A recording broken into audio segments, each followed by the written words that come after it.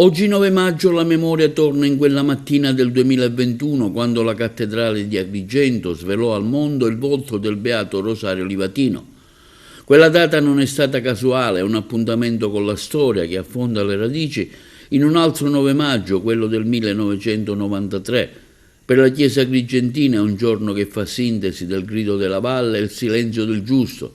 28 anni prima della beatificazione, San Giovanni Paolo II faceva tremare la Valle dei Templi con quel monito che scosse le coscienze: convertitemi, una volta verrà il giudizio di Dio. In quel viaggio il Papa volle incontrare i genitori di Livatino, definendo il figlio martire della giustizia e indirettamente della fede. La beatificazione del 2021 è stata la risposta vivente a quel grido.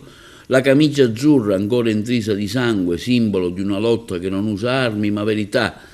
Il 9 maggio è il giorno che lega insieme il Papa che sfidò la mafia a viso aperto e il magistrato che la combatté nel silenzio del suo ufficio, sotto l'egida del Sub Tutela Dei.